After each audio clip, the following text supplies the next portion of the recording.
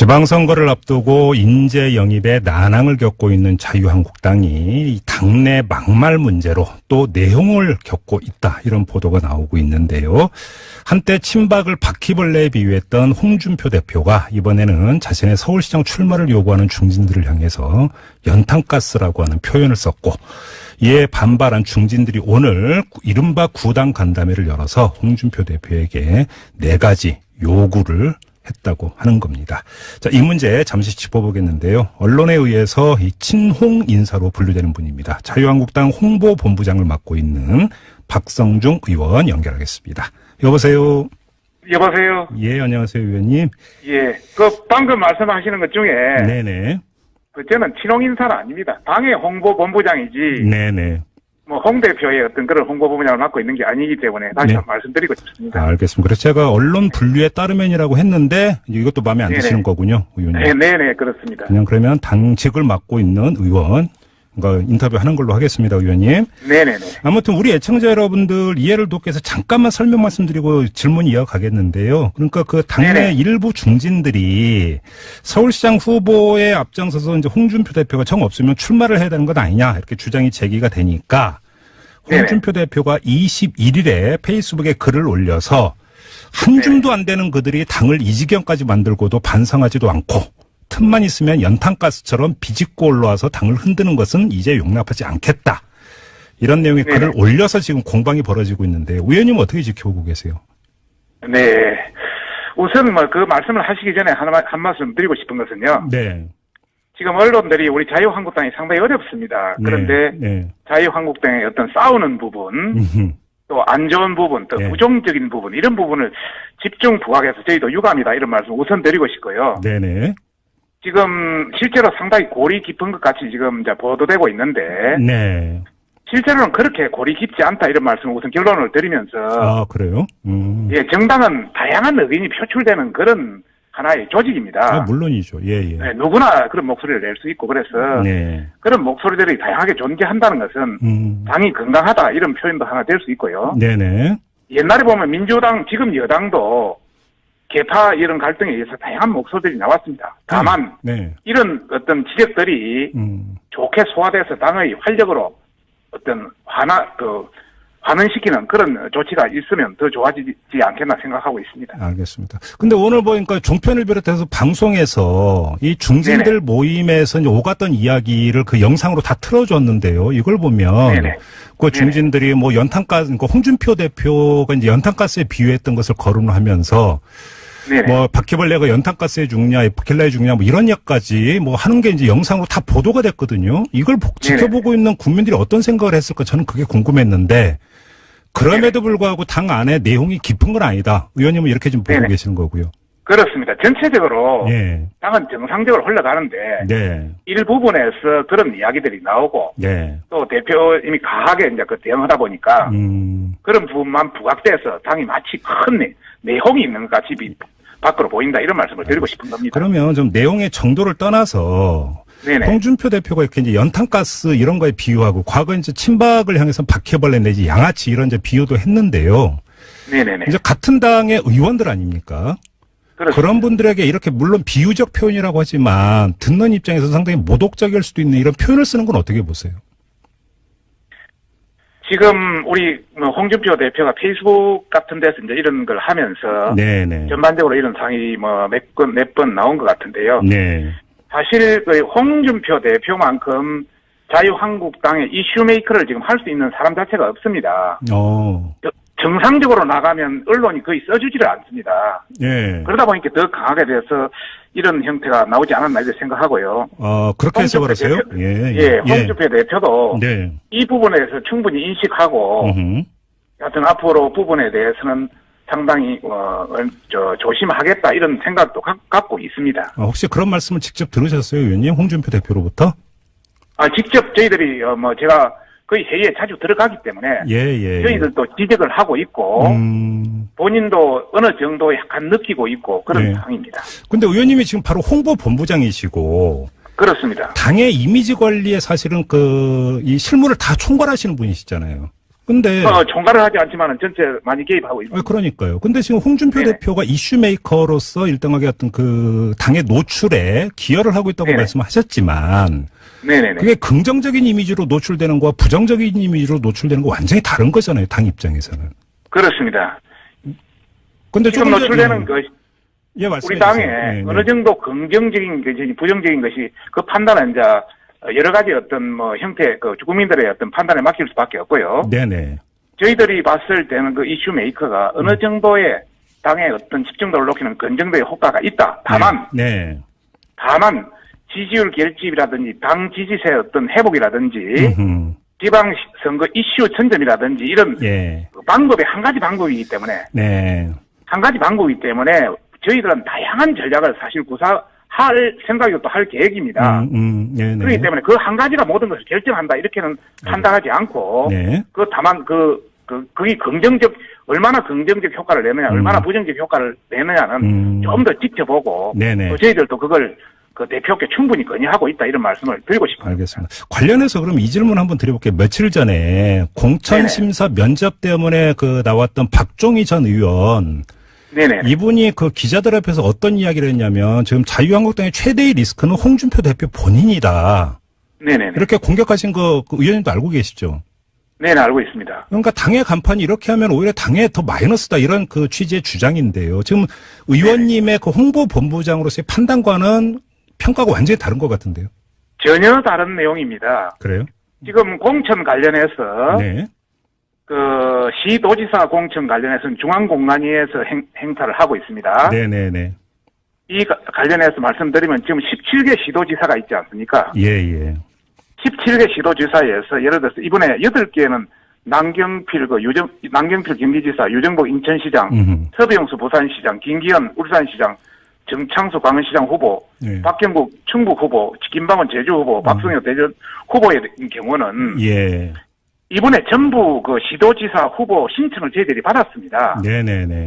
받아서 그 후보들 간의 여론조사를 한번 시켜보니까 10% 이상 차이가 나, 압도적인 차이가 있기 때문에 이런 분들에 대해서는 빨리 확정시켜서 경선의 피해를 줄여주는 것이, 안 그래도 지금 저희들이 그 기울어진 운동량에서 여러 가지 그 분리하지 않습니까? 그래서 빨리 선거 운동을 하라, 얼른 빨리 예비 활동을 하라, 이런 차원에서 저희들이 한 것이지 결코 다른 뜻은 없다 이런 말씀을 드리고 싶고 박종희 후보에 대한 부분은 내가 뭐 더 이상 굉장히 지지도가 엄청나게 낮았다 이런 말씀을 드리고 싶습니다. 그럼 이제 의원님의 해석은 박종희 전 의원이 그런 말씀을 한 거는 공천심사 내지 평가, 경쟁력 평가에서 워낙 낮은 점수가 나오니까 그에 대한 불만 표출이었다. 이렇게 그렇게 해석을 하시는 거네요. 네, 그게 확실합니다. 알겠습니다. 아무튼 오늘 그 간담회를 가졌던 중진들이 홍준표 대표에게 그 크게 4가지 요구사항을 내놨습니다. 최고위원회를 정상화해라. 지지율을 올릴 수 있는 대책을 내놔라. 그 다음에 대표의 언행을 좀 자제해라. 마지막으로 인재 영입에 전력을 투구하라. 이렇게 4가지를 요구를 했는데요. 어떻게 평가하세요? 한 가지씩 말씀을 드리면요. 최고위원회 정상화 관련해서는 예전에는 최고위원회를 일주일에 2번 정도 열었습니다. 그런데 그 김성태 원내대표가 들어오고 나서는 현안회의 중심으로 김성태 원내대표 중심으로 하다 보니까 최고위를 일주일에 한 번씩 열고 꼭 비공개 위주로 이제 중요한 것만 하고 있습니다. 그러다 보니까 밖에서 볼 때는 좀 그런 상황이 있을 수 있는 여지는 있지만은 최고위원회는 정상화 어느 정도 되고 있다. 다만 공개 여부에 대해서는 앞으로 판단해서 많은 공개를 할 그런 계획을 가지고 있습니다. 두 번째, 그 지지율 제고 문제는 지지율 제고가 참 쉽지 않은 문제입니다. 1% 2% 올리는데 이것은 옛날 과거 야당을 보더라도 1년씩 걸리고 하는 문제입니다. 그래서 저희들도 가전 노력을 하고 있지만은 간단히 한 문제는 아니다. 다만 뭐 이게 정체돼 있기 때문에 여기에 대한 대책은 완전히 다양한 대책은 돼야 된다는 그런 부분은 충분히 받아들이고요. 세 번째, 대표의 은행 자재 문제에 대한 부분은 아까 말씀드렸습니다 이미. 그리고 인재 영입 전력 투구에 대한 문제는 사실 대표도 굉장한 인재 영입을 위해서 뭐 엄청나게 뛰고 있습니다. 그러나 지금 저희들이 기울어진 운동장에 좀 불리하다 보니까 이 후보되는 꾼들이 유리하다면 서로 달라질 텐데 불리하다 보니까 끝까지 그 어떤 답변을 가하면서 시간을 끌고 있고 더 중요한 것은 거의 긍정적인 답변을 얻은 순간에 여당의 여러 가지 어떤 내사라든지 예? 또 내사요? 압수수색, 예. 내사, 경찰의 내사라든지 예. 압수수색 이런 관련 때문에 위축돼가지고 예. 어떤 공포 정치에 위축돼가지고 예. 상당히 어떤 마지막에 가서 꼬리를 내리는 의원님. 이런 게 지금 말씀하신 하다 보니까 예. 인재 영입이 잘 안 되고 있다 이런 말씀을 드리고 있습니다. 이 부분 지금 말씀하신 이 부분은 상당히 중요한 그 지금 주장이신데 네네. 더불어민주당 입장에서는 강력히 반발할 수 있는 주장이시거든요. 혹시 근거를 갖고 말씀하시는 겁니까? 근거를 가지고 있습니다. 근거를 가지고 있고 예. 전반적으로 뭐 엊그제 이야기된 김기현 울산시장 같은 경우도 저희들이 발표하는 날 네. 비서실장실 압수수색하고 동생분 부분에 그것도 했고 네. 또 다른 후보자에 대한 부분도 우리가 후보를 거의 상당수 공을 들여서 했는데 네. 어느 순간에 가서 어렵다는 쪽으로 뭐 다른 이야기를 하면서 혹시 그게 이야기하는 이런 사례들이 몇 건 있습니다. 지금 그 며칠 전에 무산됐던 서울시장 후보 그 이석연 전 법제처장 케이스를 지금 말씀하시는 겁니까? 아닙니다. 다른 케이스들입니다. 아, 다른 케이스, 공개가 안 된 다른 네. 케이스인데. 네네네, 그렇습니다. 그러니까 사실은 그 출마까지 거의 얘기가 다 됐는데 이 단계에서 네네. 그런 무슨 뭐 경찰 내사든 뭐 때문에 포기한 사례가 있다. 울산시 말고 이런 말씀이세요? 네네네. 네네. 그래요? 혹시 그럼 이거 구체적인 내용을 좀 밝혀주실 수 있습니까? 이 자리에? 그거는 곤란합니다. 그래서 네. 저희들은 그 공직선거법에 의해서 누구를 그 당선시키기나 또는 네. 낙선시키는 운동은 사전 선거 일환이거든요. 네네네. 그래서 그런 경우가 있더라도 알겠습니다. 선거 때는 앞으로 80일밖에 남지 않았기 때문에 네. 선거가 끝나고 해서도 충분하다. 저희들은 그렇게 판단하고 알겠습니다. 경찰이나 검찰에도 그런 걸 요구하는 그런 입장입니다. 아무튼 뭐 그럼에도 불구하고 공천은 해야 되는 건 아니겠습니까? 지방선거에서 이제 선전을 하기 위해서는. 해야죠. 근데 지금 뭐 해야죠. 인물난에 휩싸였다 이런 보도가 많이 나오고 있는데 이것도 언론의 과정 보도입니까, 의원님? 뭐 거기에 대한 부분은 어느 정도 인정하겠습니다. 네. 지금 말씀하시는 것은 네. 아마 서울시장을 두고 하는 것 같은데 그렇습니까? 아니 뭐 꼭 서울시장만이 아니라 이른바 네네. 영남권을 제외하고는 그 후보 인물난을 겪고 있다 이런 보도가 계속 나오더라고요. 예. 이미 우리가 8분을 이미 발표를 했고요. 예예. 또 곧 나머지 부분들도 상당수 발표할 예정이고요. 네네. 그러니까 서울시장에 대한 부분도 네. 지금 마지막 가닥을 잡아가고 있습니다. 아, 그래요? 지금 홍문표 네. 사무총장 같은 경우는 뭐 한 2명 정도까지 압축돼서 이야기가 진행되고 있다고 하는데 실제로 그러면 네네. 발표는 언제쯤 나오는 겁니까? 서울시장. 발표 시기는 뭐 정확하게 뭐 알 수는 없습니다만은 네. 가능한 빠르면 4월 초나 뭐 중에는 나오지 않겠나 이렇게 보고 있고요. 네네. 뭐 옛날에 보면은 그 백조가 호수에 떠 있는 경우 있지 않습니까? 아, 예. 그 백조가 호수에 조용히 떠 있지만은 네. 발은 열심히 움직이고 있다. 아. 저희들의 형국이 바로 그런 형국이다라는 말씀을 드리고 싶네요. 알겠습니다. 마지막으로 이제 한 1분 정도 남았는데 처음에 인터뷰했던 내용 그 질문과 관련해서 마무리 삼아서 다시 한번 그 질문을 드리고 싶은 게 홍보본부장이시니까 네네네. 특히나 선거 국면에서는 어떤 당의 존재와 당의 이미지를 제고하는 게 그러니까 급선무고 가장 중요한 전략적 목표잖아요. 그렇습니다. 홍보본부장으로서 당의 셀링 포인트라고 할까요? 어필 포인트가 뭐라고 그리고 경쟁력이 뭐라고 생각하세요, 의원님? 저희 어떤 경쟁 포인트를 이야기합니까? 그렇습니다.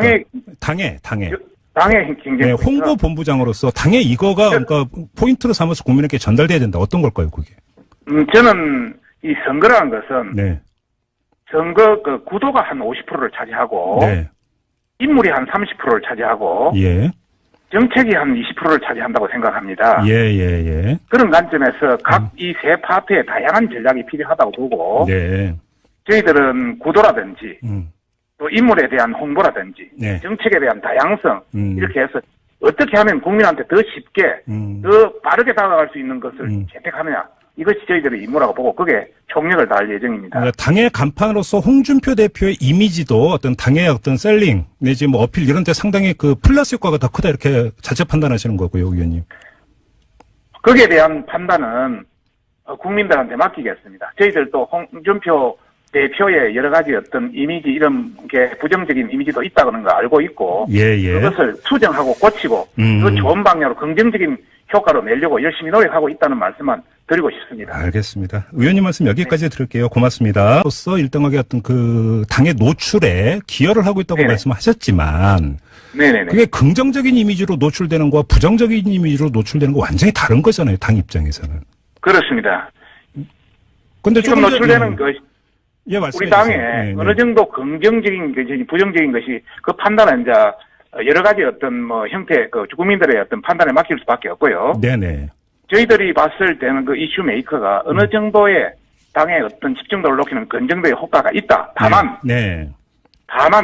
지지율 결집이라든지 당 지지세의 어떤 회복이라든지 지방선거 이슈 전점이라든지 이런 방법이 한 가지 방법이기 때문에 한 가지 방법이기 때문에 저희들은 다양한 전략을 사실 구사할 생각이고 또 할 계획입니다. 그렇기 때문에 그 한 가지가 모든 것을 결정한다 이렇게는 판단하지 않고 다만 그게 얼마나 긍정적 효과를 내느냐, 얼마나 부정적 효과를 내느냐는 좀 더 지켜보고 저희들도 그걸 그 대표께 충분히 건의하고 있다 이런 말씀을 드리고 싶습니다. 알겠습니다. 관련해서 그럼 이 질문 한번 드려볼게요. 며칠 전에 공천심사 면접 때문에 그 나왔던 박종희 전 의원 이분이 그 기자들 앞에서 어떤 이야기를 했냐면 지금 자유한국당의 최대의 리스크는 홍준표 대표 본인이다.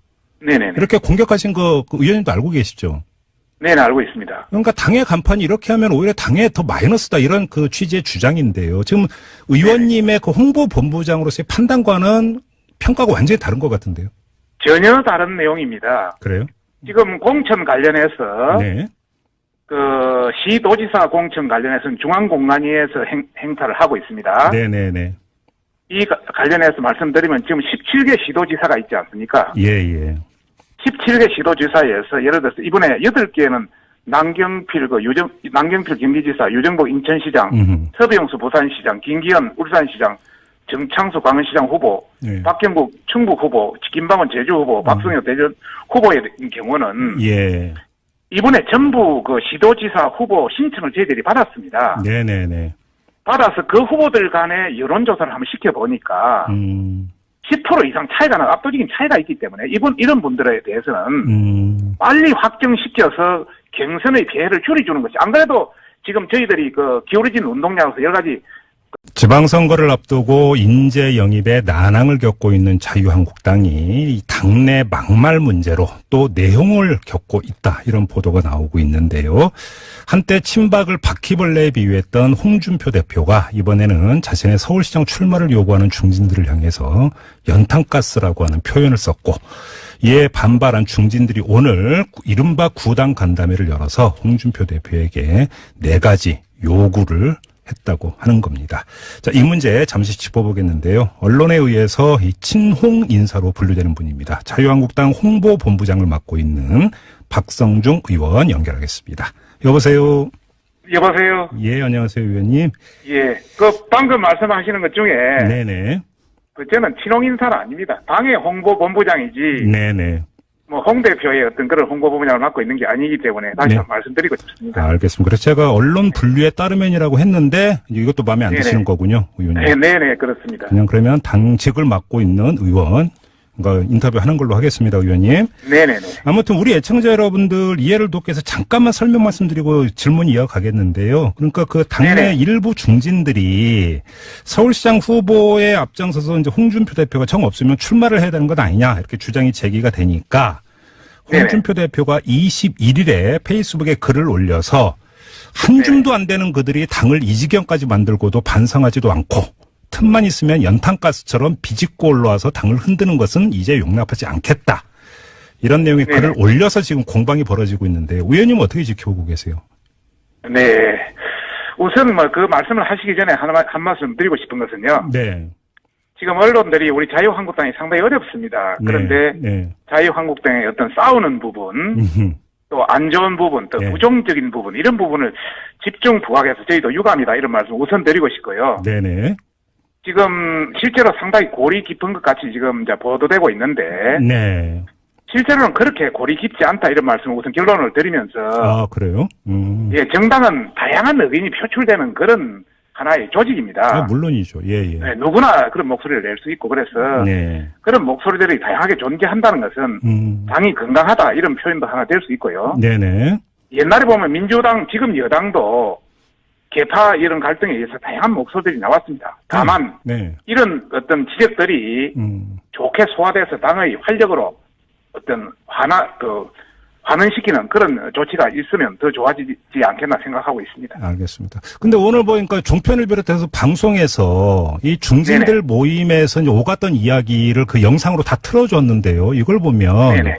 그 중진들이 뭐 연탄가스, 그러니까 홍준표 대표가 이제 연탄가스에 비유했던 것을 거론하면서 네네. 뭐 바퀴벌레가 연탄가스에 죽냐, 에프킬라에 죽냐, 뭐 이런 이야기까지 뭐 하는 게 이제 영상으로 다 보도가 됐거든요. 이걸 지켜보고 있는 국민들이 어떤 생각을 했을까 저는 그게 궁금했는데 그럼에도 불구하고 당 안에 내용이 깊은 건 아니다. 의원님은 이렇게 좀 보고 계시는 거고요.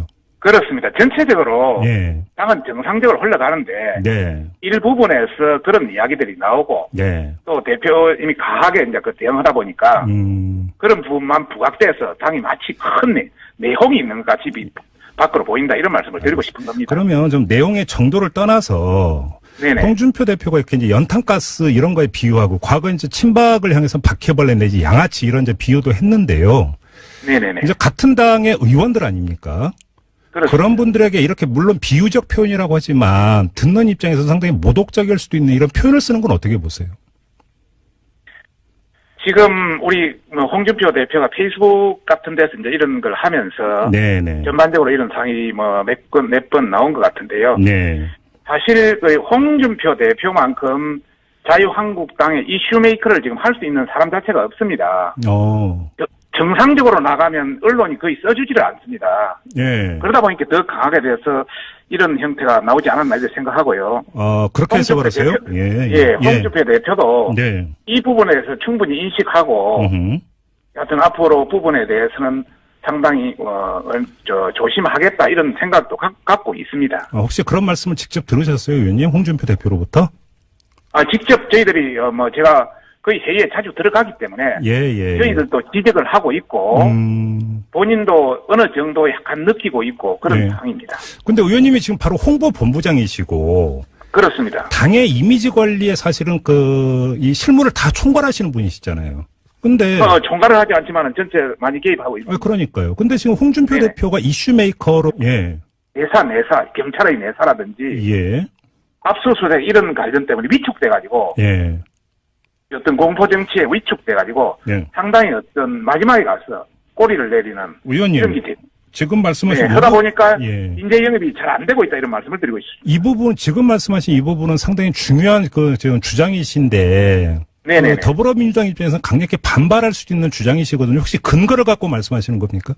근거를 가지고 있습니다. 근거를 가지고 있고 전반적으로 엊그제 이야기된 김기현 울산시장 같은 경우도 저희들이 발표하는 날 비서실장실 압수수색하고 동생분 부분에 그것도 했고 또 다른 후보자에 대한 부분도 우리가 후보를 거의 상당수 공을 들여서 했는데 어느 순간에 가서 어렵다는 쪽으로 다른 이야기를 하면서 혹시 그게 이런 사례들이 몇 건 있습니다. 지금 며칠 전에 무산됐던 서울시장 후보 이석연 전 법제처장 케이스를 지금 말씀하시는 겁니까?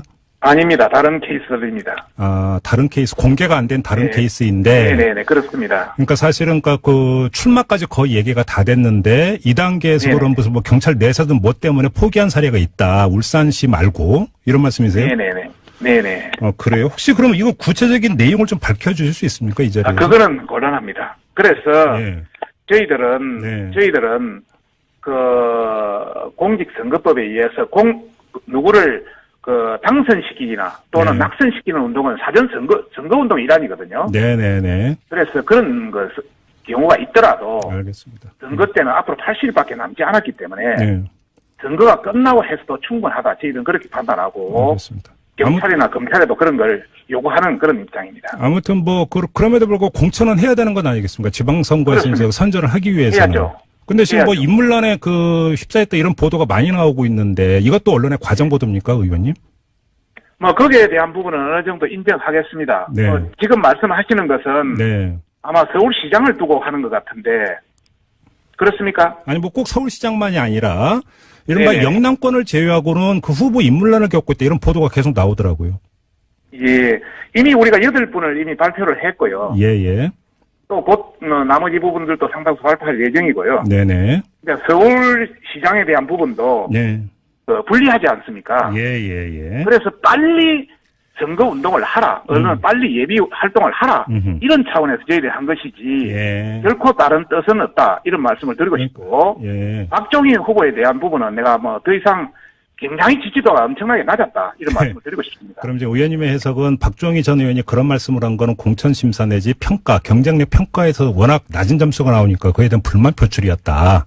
이렇게 그렇습니다. 그렇게 해석을 하시는 거네요. 네, 그게 확실합니다. 알겠습니다. 아무튼 오늘 그 간담회를 가졌던 중진들이 홍준표 대표에게 그 크게 4가지 요구사항을 내놨습니다. 최고위원회를 정상화해라. 지지율을 올릴 수 있는 대책을 내놔라. 그 다음에 대표의 언행을 좀 자제해라. 마지막으로 인재 영입에 전력을 투구하라. 이렇게 4가지를 요구를 했는데요. 어떻게 평가하세요? 네. 한 가지씩 말씀을 드리면요. 네. 최고위원회 정상화 관련해서는 예전에는 최고위원회를 일주일에 2번 정도 열었습니다. 예. 그런데 그 김성태 원내대표가 들어오고 나서는 현안회의 중심으로 김성태 원내대표 중심으로 하다 보니까 최고위를 일주일에 1번씩 열고 꼭 비공개 위주로 이제 중요한 것만 하고 있습니다. 예. 그러다 보니까 밖에서 볼 때는 좀 그런 상황이 있을 수 있는 여지는 있지만은 최고위원회는 정상화 어느 정도 되고 있다. 다만 공개 여부에 대해서는 앞으로 판단해서 많은 공개를 할 그런 계획을 가지고 있습니다. 예. 두 번째, 그 지지율 제고 문제는 지지율 제고가 참 쉽지 않은 문제입니다. 예. 1% 2% 올리는데 이것은 옛날 과거 야당을 봐더라도 1년씩 걸리고 하는 문제입니다. 예. 그래서 저희들도 가진 노력을 하고 있지만은 간단히 한 문제는 아니다. 다만 뭐 이게 정체돼 있기 때문에 여기에 대한 대책은 완전히 다양한 대책은 돼야 된다는 그런 부분은 충분히 받아들이고요. 예. 세 번째 대표의 은행 자제 문제에 대한 부분은 아까 뭐 말씀드렸습니다 이미. 네네. 그리고 인재 영입 전력 투구에 대한 문제는 사실 대표도 굉장한 인재 영입을 위해서 뭐 엄청나게 뛰고 있습니다. 네. 그러나 지금 저희들이 기울어진 운동장에 좀 불리하다 보니까 이 후보되는 꾼들이 유리하다면 서로 달라질 텐데 불리하다 보니까 끝까지 그 어떤 답변을 가하면서 시간을 끌고 있고 더 중요한 것은 거의 긍정적인 답변을 얻은 순간에 여당의 여러 가지 어떤 내사라든지 또 압수수색